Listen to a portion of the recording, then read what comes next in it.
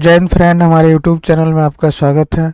दोस्तों, आज हम लोग प्रैक्टिस सेट 3 को देखने वाले हैं। इससे पहले अगर आप 2 प्रैक्टिस सेट को नहीं देखे हैं दोस्तों, तो उसको भी ज़रूर देखिएगा, क्योंकि ये सारे के सारे क्वेश्चन बहुत ही इम्पोर्टेंट हैं और आपके एग्ज़ाम के भी बहुत कम टाइम है दोस्तों। तो इसको ज़्यादा से ज़्यादा ज़रूर आप कोशिश करिएगा कि इसको देखें। और तो चलिए दोस्तों, हम लोग बिना टाइम को बर्बाद किए स्टार्ट करते हैं। और हमारे सामने सबसे पहला क्वेश्चन है दोस्तों। क्वेश्चन कह रहा है कि निम्नलिखित में से किसमें टंगस्टन का प्रयोग किया जाता है। तो दोस्तों ऑप्शन देखिए यहाँ पे, धातु निष्कर्षण, कुचालक, विद्युत बल्ब और उपयुक्त में से एक से अधिक। तो टंगस्टन का प्रयोग जो होता है दोस्तों, वो विद्युत बल्ब में किया जाता है। तो ऑप्शन बी इसका सही आंसर हो जाएगा। दोस्तों टंगस्टन की अगर संकेत की बात करेगा तो दोस्तों इसको डब्ल्यू से सूचित किया जाता है। इसको वुल्फ्राम कहा जाता है। दोस्तों इसका गलनांक जो होता है वो 3500 डिग्री सेल्सियस होता है, तो ये याद रखिएगा। अगला क्वेश्चन है कि भारत में सन 1855 में प्रथम जूट उद्योग कहाँ स्थापित किया गया था। तो दोस्तों 1855 में भारत में पहली बार जूट उद्योग रिसरा में स्थापित किया गया था। ऑप्शन सी इसका सही आंसर हो जाएगा। दोस्तों रिसरा कहाँ स्थित है, तो याद रखिएगा ये कोलकाता में स्थित है। अगला क्वेश्चन है, भारत में सन 1904 में प्रथम सीमेंट उद्योग संयंत्र कहाँ स्थापित किया गया था। तो भारत में प्रथम सीमेंट उद्योग संयंत्र जो है वो चेन्नई में स्थापित किया गया था। ऑप्शन सी इसका सही आंसर हो जाएगा। अगला क्वेश्चन है, भारत में मीथेन का सबसे बड़ा स्रोत क्या है। तो देखिए दोस्तों, भारत में मीथेन का स्रोत या मीथेन का सबसे बड़ा स्रोत अगर पूछे तो ऑप्शन के अनुसार दोस्तों यहाँ पे देखिए, धान का खेत जो होता है दोस्तों, वो मीथेन अर्थात CH4 का सबसे अच्छा उत्सर्जक माना जाता है। तो ये एक अच्छे स्रोत के रूप में जाने जाते हैं। तो ऑप्शन ए इस क्वेश्चन का सही आंसर हो जाएगा। अगला क्वेश्चन है, क्वेश्चन कह रहा है भारत का क्षेत्रफल संसार के क्षेत्रफल का 2.4% है, परंतु इसकी जनसंख्या कितनी है। तो दोस्तों भारत का क्षेत्रफल जो है संपूर्ण विश्व का, तो आप जान ही रहे हैं 2.42% है दोस्तों। अगर जनसंख्या की बात करें तो भारत में जो जनसंख्या है दोस्तों, वो विश्व की जनसंख्या का 17.5% है, 17.5%। तो ऑप्शन बी कह रहा है संपूर्ण मानव जाति का 17%। तो ऑप्शन बी ही इसका सही आंसर हो जाएगा। अगला क्वेश्चन है, क्वेश्चन कह रहा है निम्नलिखित में से कौन सा बायोस्फीयर रिजर्व यूनेस्को द्वारा अंतर्राष्ट्रीय स्तर पर मान्यता प्राप्त नहीं है। ध्यान दीजिएगा दोस्तों, नहीं है। कभी कभी क्या होता है कि हम लोग जब सेट को लगा रहे होते हैं तो क्वेश्चन को सही से नहीं पढ़ते हैं, जिसके कारण दोस्तों बहुत सारे ऑप्शन भी गलत हो जाते हैं और हम उल्टा पुल्टा टिक मार देते हैं। तो यहाँ पे ध्यान रखिएगा, कह रहा है कि कौन सा बायोस्फीयर जो है वो यूनेस्को द्वारा अंतर्राष्ट्रीय स्तर पर मान्यता प्राप्त नहीं है।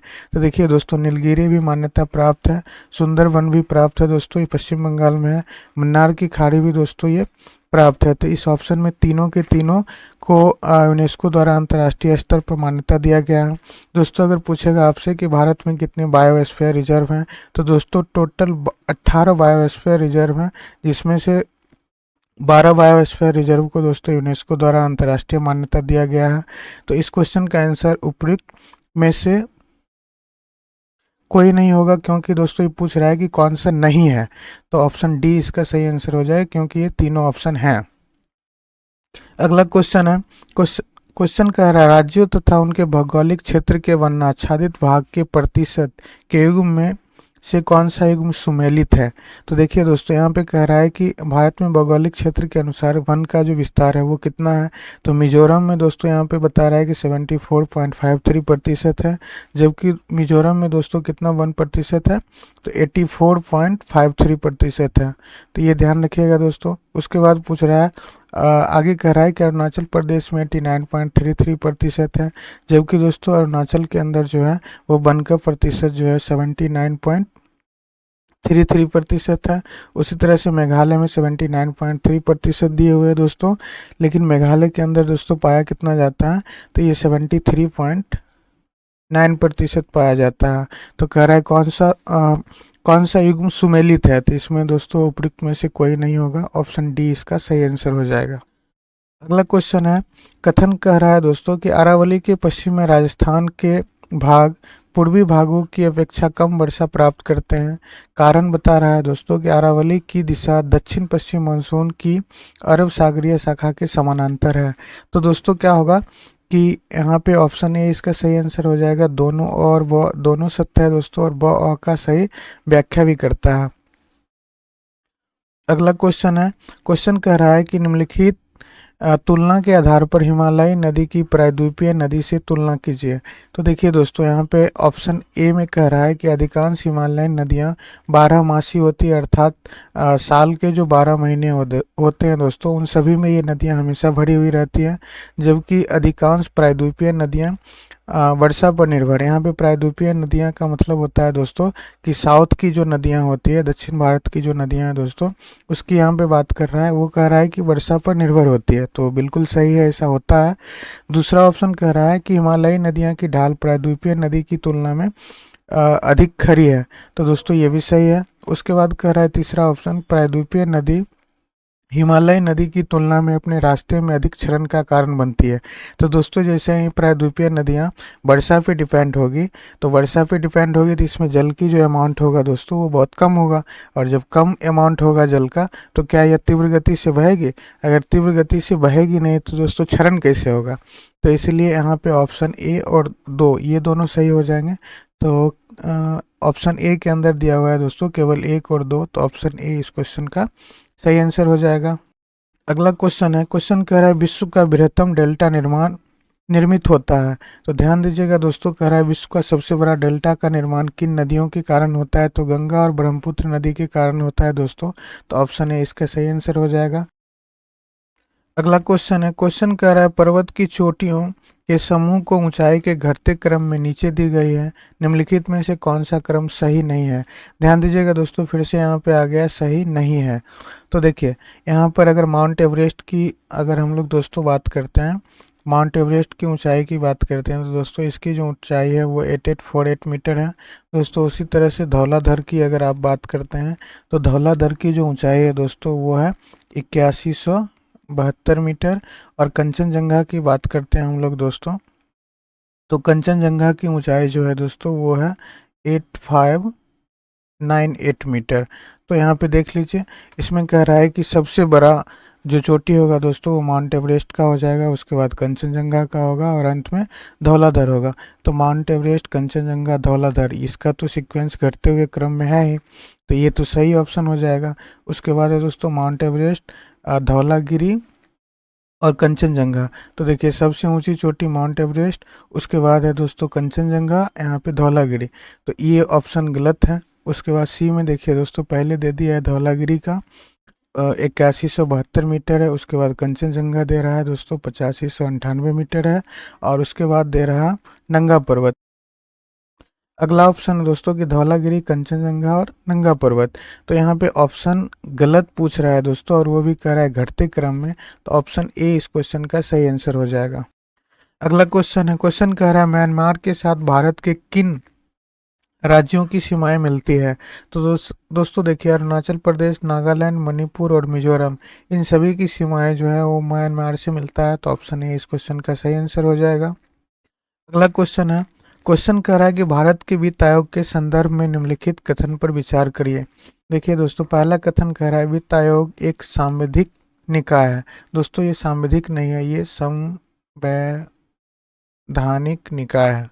तो ध्यान रखिएगा दोस्तों, ये संवैधानिक निकाय है, तो ये तो गलत हो जाएगा।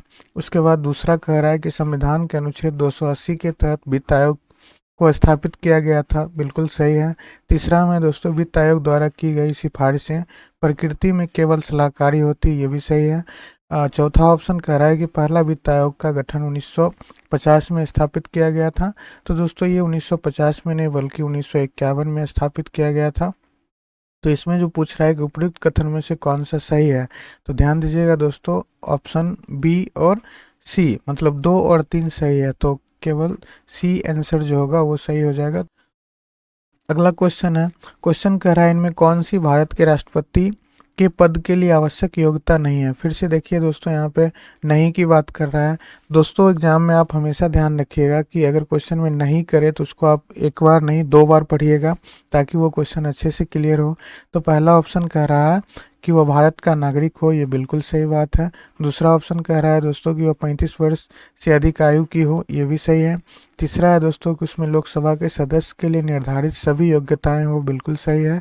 वह संसद के किसी सदन का सदस्य हो, ये गलत है दोस्तों। तो इसमें पूछ रहा है कि कौन सी योग्यता नहीं है, तो ऑप्शन डी इसका सही आंसर हो जाएगा।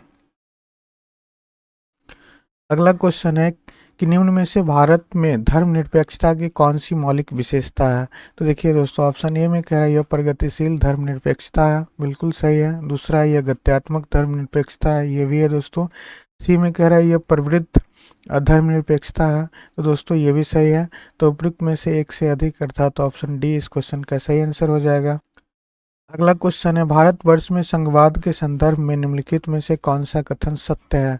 तो देखिए दोस्तों, ऑप्शन ए कह रहा है कि एक अर्ध संघीय राज्य देश के अंतर्गत भारतीय संघवाद का परिणाम है, दोस्तों ये बिल्कुल सही है।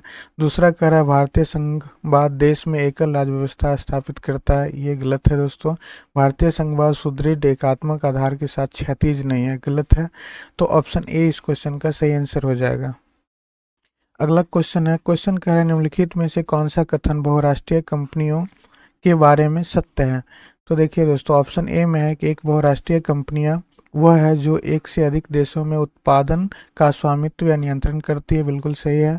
दूसरा है दोस्तों, बहुराष्ट्रीय कंपनियां हमेशा लोकल निर्माता के साथ संयुक्त रूप से उत्पादन स्थापित करती है, ये भी सही है दोस्तों। सी कह रहा है कि बहुराष्ट्रीय कंपनियां अपने साथ प्रौद्योगिकी, जिसे हम लोग टेक्नोलॉजी बोलते हैं या तकनीक बोलते हैं दोस्तों, ला सकती है, तो बिल्कुल सही है। तो उपयुक्त में से एक से अधिक ऑप्शन सही हो जाएगा, अर्थात डी इसके सही आंसर होंगे।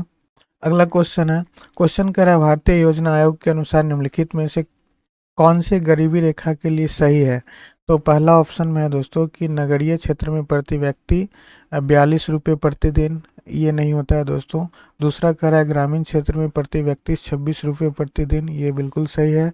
तीसरा है दोस्तों नगरीय क्षेत्र में प्रति व्यक्ति 32 रुपये प्रतिदिन, ये सही है। चौथा कह रहा है ग्रामीण क्षेत्र में प्रति व्यक्ति 32 रुपये प्रतिदिन, ये गलत है। तो इसमें 2 और 3 कहाँ पे है दोस्तों, तो ऑप्शन सी के अंदर 2 और 3 है, तो सी इसका सही आंसर हो जाएगा। अगला क्वेश्चन है कि अर्थव्यवस्था के आउटपुट स्तर में वृद्धि किसके द्वारा प्राप्त की जाती है। तो देखिए दोस्तों, ऑप्शन कह रहा है अर्थव्यवस्था में रोजगार के अधिक अवसर द्वारा। दूसरा है बेहतर प्रौद्योगिकी के नियोजन करना। तो दोस्तों ए और बी दोनों सही हो जाएगा, तो ऑप्शन सी इसके सही आंसर होंगे। अगला क्वेश्चन है कि लंदन में सर कर्जन वायली की हत्या किसने की थी। तो दोस्तों लंदन में कर्जन वायली की हत्या मदन लाल ढींगरा ने किया था, ऑप्शन सी इसका सही आंसर हो जाएगा। अगला क्वेश्चन है कि लाला हरदयाल, बाबा हरनाम सिंह, टूरी लाट, बाबा सोहन सिंह भकना और गुरदीप सिंह जुड़े थे, तो ये कौन सी संस्था से जुड़े हुए थे दोस्तों। तो इंडियन इंडिपेंडेंस लीग, इससे नहीं जुड़े हुए। नवजवान भारत सभा से, इससे भी नहीं जुड़े हुए थे। अकाली आंदोलन दल से, इससे भी नहीं थे दोस्तों। गदर आंदोलन से ये सभी जुड़े हुए थे, तो ऑप्शन सी इसका सही आंसर हो जाएगा। अगला क्वेश्चन है कि लॉर्ड माउंटबेटन वायसराय के रूप में कार्य करने के लिए विशिष्ट निर्देश के साथ भारत आया था।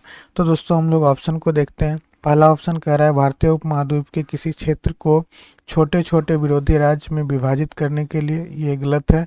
यदि संभव हो तो भारत को संगठित कर रखना, ये बिल्कुल सही है दोस्तों। उसके बाद है जिन्ना की पाकिस्तान की मांग को स्वीकार करना, ये गलत था। कांग्रेस को विभाजन के लिए मनाना, ये गलत था दोस्तों, तो ऑप्शन बी इसका सही आंसर हो जाएगा।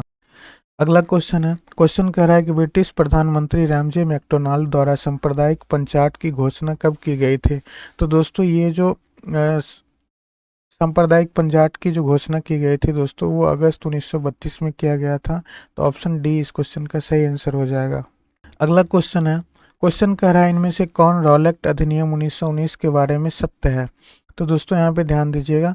पहला ऑप्शन कह रहा है यह किसानों को अपनी पसंद की फसलों को विकसित करने के लिए अधिकृत करता है, ये बिल्कुल गलत है। उसके बाद दूसरा है दोस्तों, इसने सरकार को कानून की अदालत में मुकदमे के बिना किसी भी व्यक्ति को गिरफ्तार और कैद करने के लिए अधिकृत किया गया था, ये बिल्कुल सही है। सी में कह रहा है यह सरकार को संवैधानिक सुधार करने के लिए अधिकृत करता है, ये गलत है। उसके बाद डी में कह रहा है दोस्तों ब्रिटिश सरकार और ईस्ट इंडिया कंपनी द्वारा नियंत्रण की दोहरी प्रणाली है, ये गलत है। तो ऑप्शन बी इस क्वेश्चन का सही आंसर हो जाएगा। अगला क्वेश्चन है कि निम्नलिखित वर्गों में कौन 1905 के स्वदेशी आंदोलन से मुख्यतः अप्रभावित रहा है। फिर ध्यान दीजिएगा दोस्तों, यहाँ पे कह रहा है अप्रभावित रहा है, तो देखिए महिलाएं तो प्रभावित थे, उसके बाद कृषक अप्रभावित रहा था और मुसलमान अप्रभावित रहे थे, जबकि जितने बुद्धिजीवी वर्ग के लोग थे वो सभी इस आंदोलन से प्रभावित थे। तो 2 और 3, तो ऑप्शन सी इस क्वेश्चन का सही आंसर हो जाए। 2 और 3 कृषक और मुसलमान इससे प्रभावित नहीं हुए थे।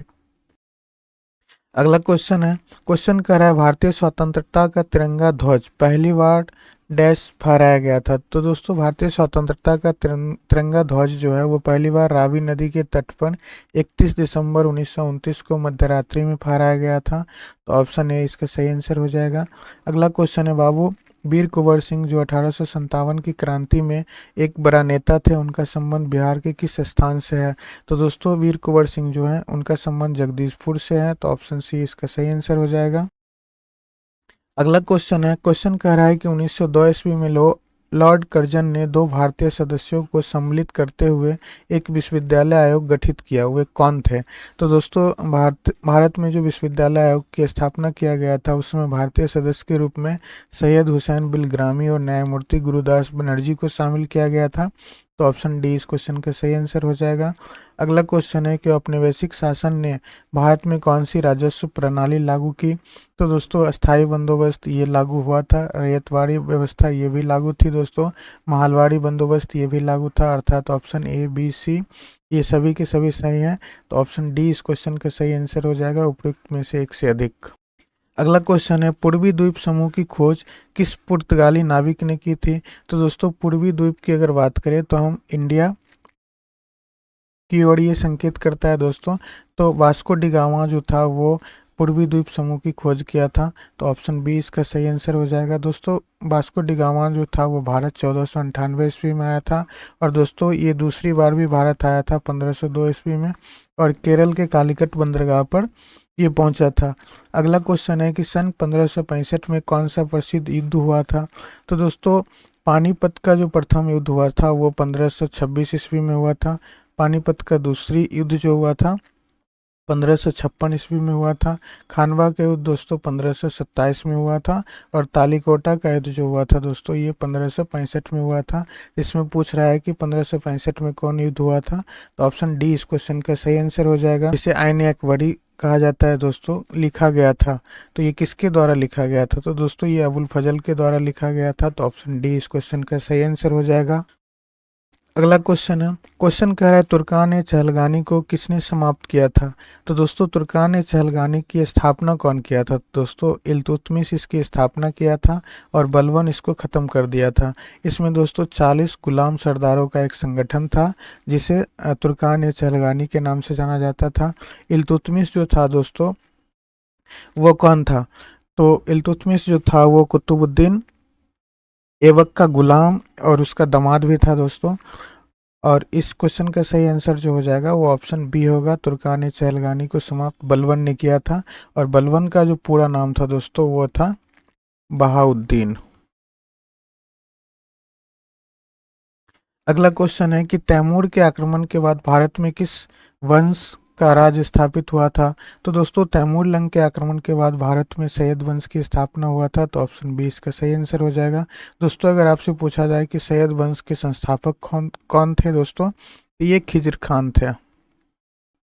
अगला क्वेश्चन है, कालक्रम की दृष्टि से इनमें से कौन सा क्रम सही है।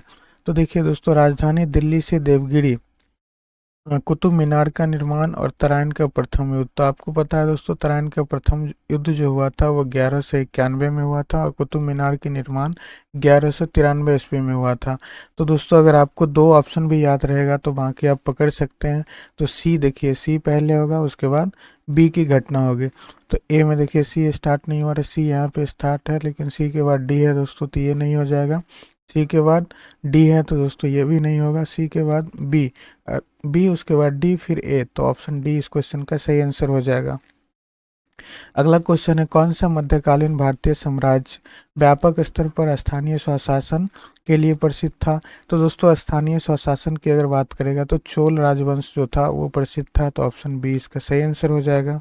अगला क्वेश्चन है, नालंदा विश्वविद्यालय ज्ञान का महान केंद्र था। तो दोस्तों कौन से धर्म से संबंधित है। तो ये जैन धर्म से नहीं था, तंत्र ज्ञात भी नहीं था, वैष्णव धर्म से भी नहीं संबंधित था। नालंदा विश्वविद्यालय जो था दोस्तों वो बौद्ध धर्म से संबंधित था। तो ऑप्शन ए इसका सही आंसर हो जाएगा। दोस्तों आप हमें कमेंट में बताइएगा नालंदा विश्वविद्यालय की स्थापना कौन किया था। दोस्तों इसको नष्ट बख्तियार खिलजी किया था। आप स्थापना हमें कमेंट में ज़रूर बताइएगा। अगला क्वेश्चन है कि मौर्य काल में शासकीय भूमि से प्राप्त आय को क्या कहा जाता था। तो मौर्य काल में जो शासकीय भूमि से इनकम प्राप्त होता था उसको सीता के नाम से जाना जाता था। तो ऑप्शन डी इसका सही आंसर हो जाएगा। अगला क्वेश्चन है कि अशोक के स्तंभों पर लिखी लिपि क्या थे। तो दोस्तों अशोक के जो स्तंभ थे उसमें कई प्रकार की लिपि का प्रयोग किया गया था, जैसे ब्रह्मी था, खरोष्टी था, ग्रीक था, अरमाइक था। ये सब लिपि का प्रयोग किया गया था। तो दोस्तों यहाँ पे एक ही लिपि की चर्चा कर रहा है, ब्राह्मी।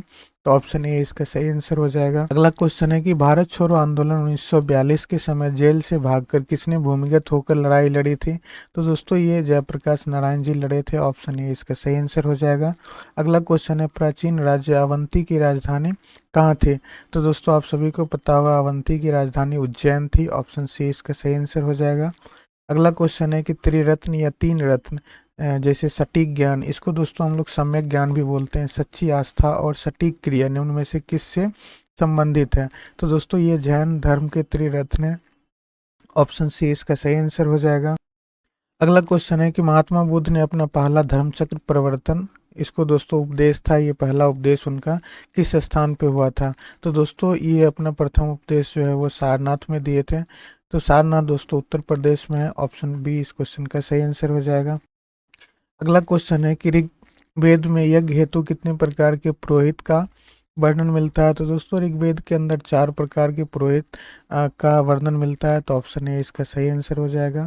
अगला क्वेश्चन है सिंधु घाटी स्थल हुलास भारत के किस राज्य में स्थित है। तो दोस्तों हुलास जो है ये उत्तर प्रदेश में स्थित है। तो ऑप्शन ए में कह रहा है हरियाणा गलत है, गुजरात गलत है, राजस्थान गलत है, उपयुक्त में से कोई नहीं। तो ऑप्शन डी इसका सही आंसर हो जाएगा। अगला क्वेश्चन है पुरापाषाण युग की सबसे बड़ी उपलब्धि थी। तो दोस्तों पुरापाषाण काल में जो पहले बार खोजे गए या जो उपलब्धि थी दोस्तों उसको हम लोग बोल सकते हैं अग्नि का प्रयोग करना शुरू हुआ था। तो ऑप्शन सी इसका सही आंसर हो जाएगा। अगला क्वेश्चन है पुरातन अवशेषों के कालक्रम का निर्धारण किस पद्धति से होता है। तो जो पुरातन अवशेष होते हैं दोस्तों या पुरानी जो वस्तु होते हैं उसके अवशेष या उसकी उम्र का जो पता लगाया जाता है वो कार्बन डेटिंग विधि या कार्बन 14 पद्धति के द्वारा लगाया जाता है। तो ऑप्शन बी इसका सही आंसर हो जाएगा।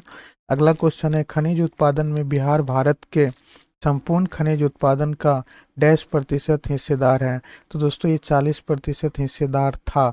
अभी दोस्तों ये वर्तमान में 40% का हिस्सेदार नहीं है, लेकिन इस क्वेश्चन के ऑप्शन के अनुसार ऑप्शन ए इसका सही आंसर हो जाएगा। अगला क्वेश्चन है क्वेश्चन कह रहा है कांवड़ झील बिहार के किस जिले में स्थित है।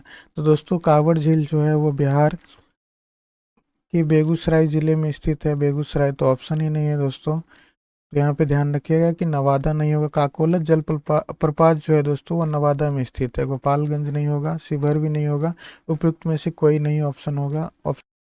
अगला क्वेश्चन है दुर्गावती जलप्रपात बिहार के किस जिले में स्थित है। तो दुर्गावती जलप्रपात जो है बिहार के कैमूर में स्थित है। ऑप्शन बी इसका सही आंसर हो जाएगा। अगला क्वेश्चन है बिहार का तराई प्रदेश विस्तृत है। तो दोस्तों बिहार का तराई प्रदेश जो है वो छोटा नागपुर पठार के उत्तर कागार के समानांतर, ये नहीं है दोस्तों, भारत नेपाल सीमा के समानांतर विस्तृत है। तो ऑप्शन बी इसका सही आंसर हो जाएगा। अगला क्वेश्चन है बिहार के कौन से 3 जिले पश्चिम बंगाल की सीमा पर स्थित हैं।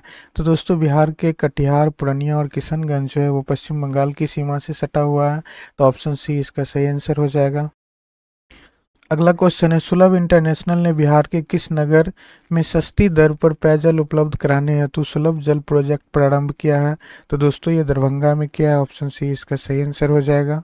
अगला क्वेश्चन है बिहार में कृषि और ग्रामीण विकास के लिए किस प्रकार के बैंक स्थापित करने का प्रस्ताव है। तो दोस्तों ये कृषि यंत्र बैंक स्थापित करने का प्रस्ताव है। ऑप्शन बी इसका सही आंसर हो जाएगा। अगला क्वेश्चन है विद्युत विभव मापा जाता है। तो दोस्तों विद्युत विभव जो है वो किससे मापा जाता है। तो देखिए बैरोमीटर से वायुमंडल के दाब को मापा जाता है दोस्तों, वायुमंडलीय दाब को। अल्टीमीटर से दोस्तों ये ऊंचाई को मापा जाता है। अमीटर से विद्युत धारा को मापा जाता है। वोल्ट मीटर का प्रयोग दोस्तों विद्युत विभव या विभवांतर को मापने के लिए करते हैं। तो ऑप्शन डी इसका सही। अगला क्वेश्चन है द्रव्यमान M1 के प्रक्षेप और द्रव्यमान M2 के लक्ष्य के साथ प्रकीर्णन में प्रयोगशाला तंत्र TL और द्रव्यमान केंद्र तंत्र T में कुल गतिज ऊर्जा का अनुपात क्या होगा। तो दोस्तों ये M1 + M2 रेशियो दोस्तों M1 हो जाएगा। तो ऑप्शन सी इसका सही आंसर हो जाएगा। अगला क्वेश्चन है केंद्राभिमुखी बल किसके लिए जिम्मेवार है। तो दोस्तों देखिए, केंद्राभिमुखी का मतलब होता है कि जैसे कि आप कोई ये गोलाकार वस्तु है दोस्तों, इसके केंद्र की तरफ जो फोर्स लग रही है दोस्तों, इसे हम लोग केंद्राभिमुखी बल बोलते हैं। तो ये कह रहा है किसके लिए जिम्मेवार है, तो ऑप्शन पहला ऑप्शन कह रहा है वस्तु को वृत्ताकार पथ पर गतिमान रखने के लिए, बिल्कुल सही है।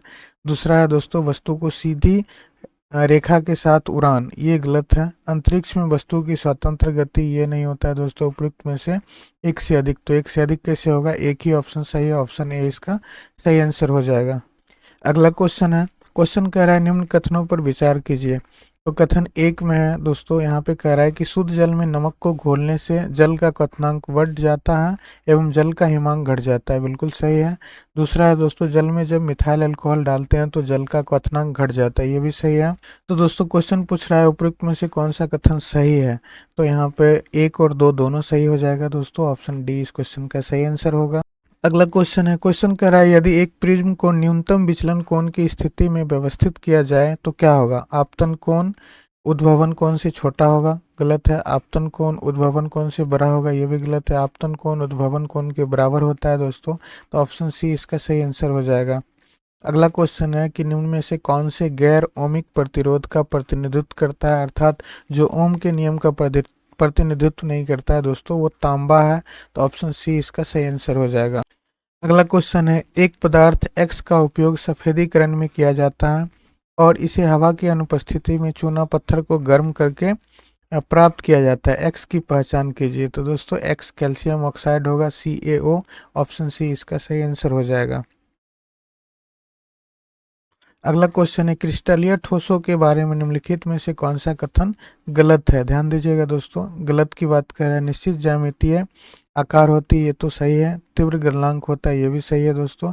प्रकृति में आइसोट्रॉपिक होते हैं, ये गलत है, तो इसमें गलत ही पूछ रहा है, तो ऑप्शन सी इसका सही आंसर हो जाएगा।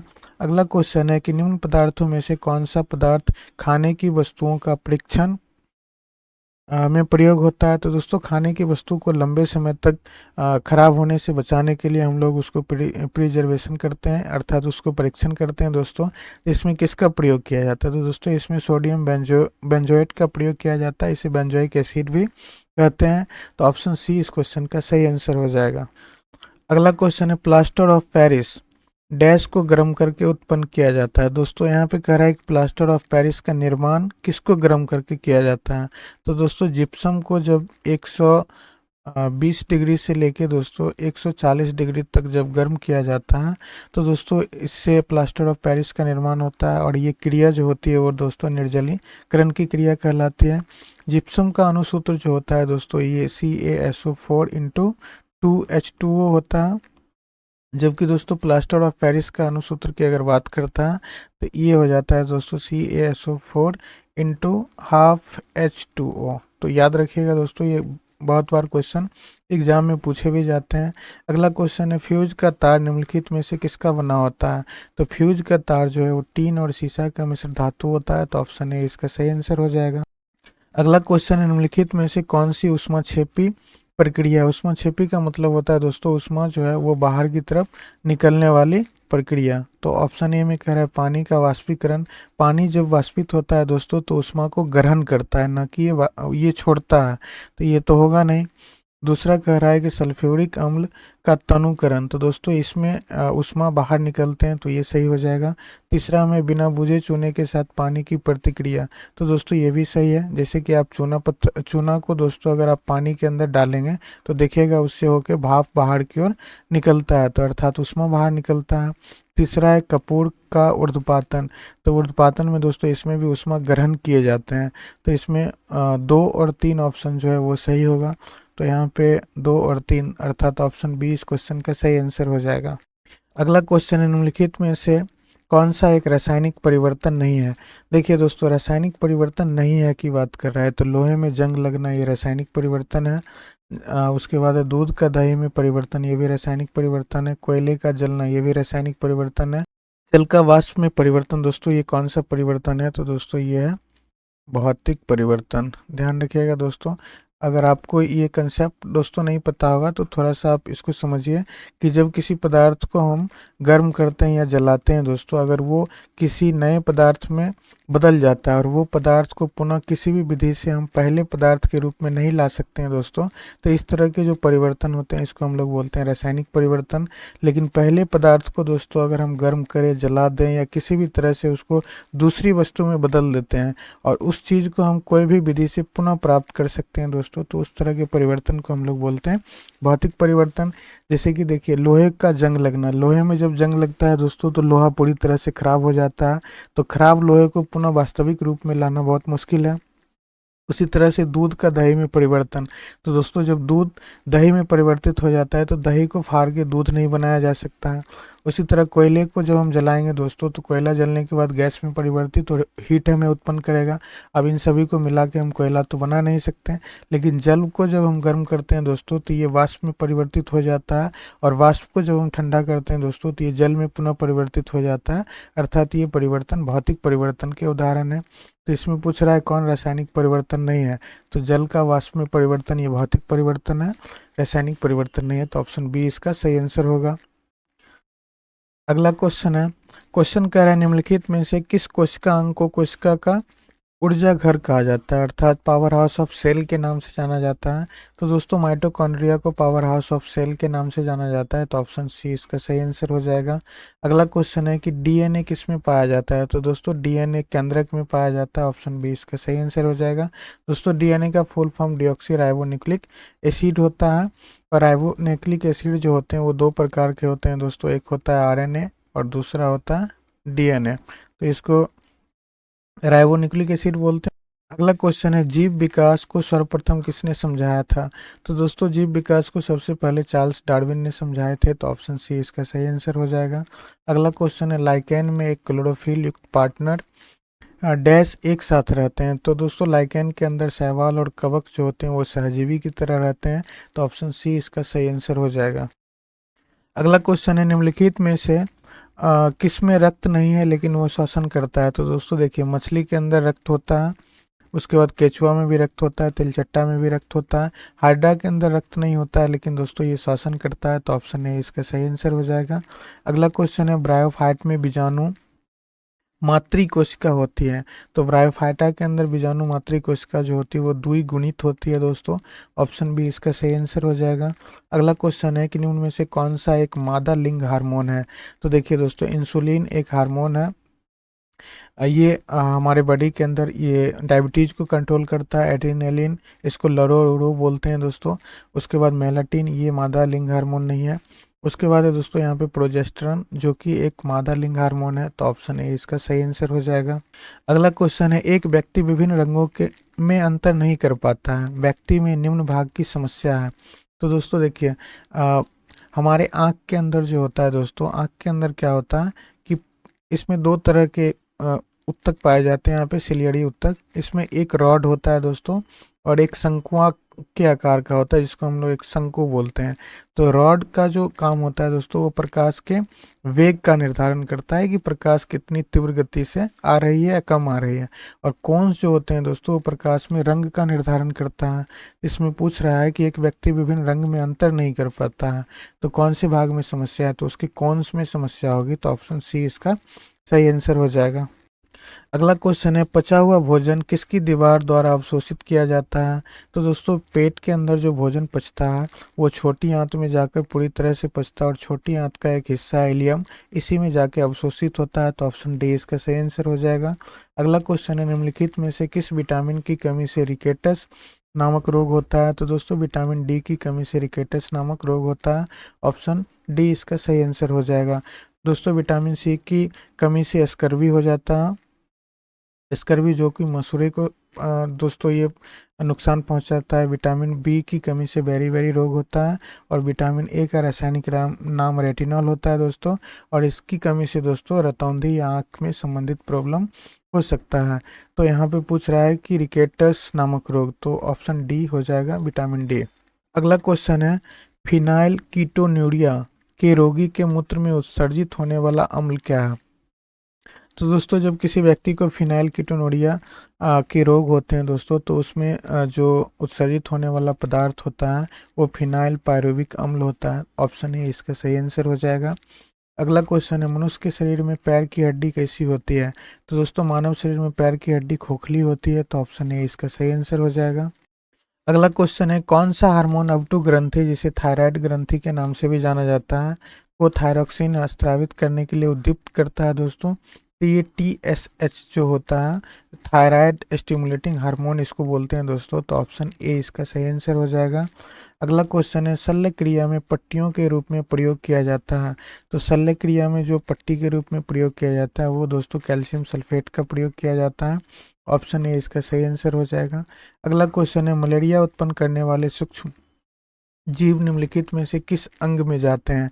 तो देखिए दोस्तों, जब मलेरिया हमारे बॉडी के अंदर होता है तो ये आरबीसी और तिल्ली को प्रभावित करता है दोस्तों। तो तिल्ली यहाँ पे ऑप्शन दिया हुआ नहीं है, तो यहाँ पे सॉरी आरबीसी दिया हुआ नहीं है दोस्तों, तो यहाँ पे यकृत दिया हुआ है, तो ऑप्शन बी इस क्वेश्चन का सही आंसर हो जाएगा। अगला क्वेश्चन है, प्रणाब स्तंभ का उदाहरण है। तो दोस्तों प्रणाब स्तंभ का उदाहरण जो होता है वो नागफनी होता है, तो ऑप्शन डी इसका सही आंसर होगा। अगला क्वेश्चन है, क्वेश्चन कह रहा है कि जड़ें किस मृदा से जल शोषित करती है वो है। तो दोस्तों यहाँ पे जड़ें किस मृदा से जल शोषित नहीं करती, जड़ मृदा से जल को शोषित किस विधि से करती है? तो दोस्तों इसको कैपिलरी कहा जाता है। कैपिलरी का हिंदी दोस्तों होता है केशिकत्व। तो केशिकत्व क्रिया दोस्तों आप पढ़े होंगे कि इसके कारण लैंप की बत्ती में भी तेल ऊपर की तरफ चढ़ता है। तो जड़ जो होती है केशिकत्व क्रिया के द्वारा ही जलों को अवशोषित करता है, तो ऑप्शन बी इस क्वेश्चन का सही आंसर हो जाएगा। अगला क्वेश्चन है कि निम्नलिखित में से कौन सी प्रक्रिया द्वारा कार्बन डाइऑक्साइड के रूप में वायुमंडल में लौटते हैं? दोस्तों यहाँ पे कह रहा है कि कौन सी प्रक्रिया के द्वारा कार्बन जो है वो कार्बन डाइऑक्साइड के रूप में वायुमंडल में लौटते हैं? तो क्षयग्रस्त जीव अर्थात जीव कोई भी जीव जंतु की जब मौत होती है दोस्तों तो वो बैक्टीरिया के द्वारा अपघटित होते हैं, और अपघटन के दौरान वहाँ से जो गंध आती है तो उसमें कार्बन डाइऑक्साइड की मात्रा होती है। और दूसरा होता है दोस्तों श्वसन की क्रिया, तो इसके द्वारा भी होता है। और उसके बाद है प्रकाश संश्लेषण में, तो कार्बन डाइऑक्साइड को ऑब्जॉर्व किया जाता है अर्थात लिया जाता है दोस्तों यहाँ पे, तो ऑप्शन डी इस क्वेश्चन का सही आंसर हो जाएगा, उपयुक्त में से एक से अधिक। अगला क्वेश्चन है कि पौधे अपनी जड़ों के रेशे द्वारा मिट्टी में से जल का अवशोषण करते हैं, यह कार्य किस कारण से होता है? तो दोस्तों पौधे अपनी जड़ के रेशे द्वारा मिट्टी से जल का अवशोषण करते हैं, यह क्रिया जो होती है वो परासरण सघनता में विभिन्नता के कारण होता है, तो ऑप्शन डी इसका सही आंसर हो जाएगा। अगला क्वेश्चन है, मानव शरीर में पाचन के लिए कौन सी सहायक ग्रंथियां उपस्थित होती हैं? तो यकृत का काम दोस्तों पाचन का नहीं होता है, पैनक्रियाज अग्नाशय होता है इसका काम भी नहीं होता, ये विभिन्न प्रकार के एंजाइम्स को दोस्तों रिलीज करते हैं। वकल कैविटी होती है इसका काम नहीं होता है। तो जठर रस जो होते हैं, जठर रस से जठर ग्रंथि से जठर रस निकलता है दोस्तों, और ये भोजन के पाचन में सहयोग प्रदान करता है। जठर रस से प्रतिदिन दोस्तों 3 लीटर जो होता है, जठर ग्रंथि से 3 लीटर प्रतिदिन जठर रस का निर्माण होता है। तो अगला क्वेश्चन है दोस्तों, क्वेश्चन कह रहा है कि निषेचन के पश्चात बीजांड से एक कठोर आवरण विकसित होता है तथा यह किसमें विकसित होता है? तो बीजांड से एक कठोर आवरण जो बनते हैं दोस्तों तो वो बीज में विकसित होता है, तो ऑप्शन बी इसका सही आंसर हो जाएगा। अगला क्वेश्चन है, चाय की पत्ती के उपचार के लिए किसका प्रयोग किया जाता है? तो चाय की पत्ती के उपचार के लिए जीवाणु का प्रयोग किया जाता है, ऑप्शन सी इसका सही आंसर हो जाएगा। अगला क्वेश्चन है, कौन सा अंतःपरजीवी, अंतःपरजीवी का मतलब होता है दोस्तों कि ये शरीर के अंदर रहता है। तो मच्छर बाहर से काटते हैं, ये वायु परजीवी है। चिचिंड ये वायु परजीवी है। जोंक ये बाहर से हमारे बॉडी में घुसते हैं। जबकि दोस्तों पट्टकृमि जो होता है वो हमारे पेट के आंत में पाया जाता है, तो ये अंतःपरजीवी है, तो ऑप्शन ए इसका सही आंसर हो जाएगा। अगला क्वेश्चन है 11वें sea trade maritime logistic middle east सम्मेलन के दौरान भारतीय शिपिंग रजिस्टर द्वारा कौन सा महत्वपूर्ण घोषणा किया गया है? तो दोस्तों इसके तहत क्या किया गया है, तो सऊदी अरब के दमाम में एक नए कार्यालय की शुरुआत की गई है, तो ऑप्शन बी इसका सही आंसर हो जाएगा। अगला क्वेश्चन है कि 8 मई 2025 को मनाए गए विश्व रेड क्रॉस और रेड क्रिसेंट दिवस का मुख्य विषय क्या था? तो दोस्तों इसका मुख्य विषय जो था या मुख्य थीम जो था दोस्तों वो मानव को जीवित रखना, ऑप्शन सी इसका सही आंसर हो जाएगा। अगला क्वेश्चन है कि भारत की पहली निजी स्वामित्व वाली हेलीकॉप्टर फाइनल असेंबली लाइन स्थापित करने के लिए टाटा एडवांस सिस्टम लिमिटेड ने किस यूरोपीय एरोस्पेस कंपनी के साथ साझेदारी की है? तो दोस्तों ये एयरबस के साथ किया है। ऑप्शन सी इसका सही आंसर हो जाएगा। अगला क्वेश्चन है, क्वेश्चन कह रहा है कि हाल ही में अंतर्राष्ट्रीय क्रिकेट परिषद, जिसे आईसीसी कहा जाता है, इंटरनेशनल क्रिकेट काउंसिल के नए एसोसिएट सदस्य के रूप में किन देशों को शामिल किया गया है? तो दोस्तों यहाँ पे दो देश शामिल हुए हैं, तिमोर लेस्ते और जाम्बिया। तो ऑप्शन बी इसका सही आंसर हो जाएगा। अगला क्वेश्चन है कि 66वें अंतर्राष्ट्रीय गणित ओलंपियाड IMO 2025 में भारत ने कौन सी रैंक हासिल की? तो दोस्तों ये 7वीं रैंक हासिल किया अपना देश। तो ऑप्शन बी इसका सही आंसर हो जाएगा। अगला क्वेश्चन है, DGFT और MSME मंत्रालय द्वारा निर्यातकों को विशेषकर MSME की मदद के लिए लॉन्च किए गए नए प्लेटफॉर्म का नाम क्या है? तो दोस्तों इसके लिए जो लॉन्च किए गए प्लेटफॉर्म है उसको ट्रेड कनेक्ट प्लेटफॉर्म कहा जाता है। ऑप्शन सी इसका सही आंसर हो जाएगा। अगला क्वेश्चन है, भारतीय सेना ने आकाश प्राइम मिसाइल प्रणाली का सफल परीक्षण किस स्थान पर किया? तो दोस्तों इसका लद्दाख के अंदर ये सफल प्रयोग किया गया है। ऑप्शन सी इसका सही आंसर हो जाएगा। अगला क्वेश्चन है कि मानसून के आगमन से पहले बिहार राज्य आपदा प्रबंधन प्राधिकरण BSDMA द्वारा आयोजित वार्षिक बाढ़ सुरक्षा सप्ताह 2025 की थीम क्या थी? तो दोस्तों 2025 की जो BSDMA का जो थीम था वो पुनः तैयारी और बेहतर सुरक्षा था। तो ऑप्शन सी इसका सही आंसर हो जाएगा। अगला क्वेश्चन है कि नई दिल्ली स्थित army hospital research and referral द्वारा आयोजित पहले सशस्त्र बल राष्ट्रीय सम्मेलन 2025 का मुख्य केंद्र बिंदु क्या था? तो दोस्तों इसका मुख्य केंद्र बिंदु जो था वो सस्टेनेबल हॉस्पिटल आर्किटेक्चर, प्लानिंग और इंफ्रास्ट्रक्चर था। तो ऑप्शन सी इसका सही आंसर हो जाएगा। अगला क्वेश्चन है कि सितंबर 2025 में बिहार विधानसभा ने राज्य की नौकरियों में महिलाओं के लिए आरक्षण को 35% से बढ़ाकर कितना करने का विधेयक पारित किया है? तो दोस्तों ये 50% करने का विधेयक पारित है। ऑप्शन सी इस क्वेश्चन का सही आंसर हो जाएगा।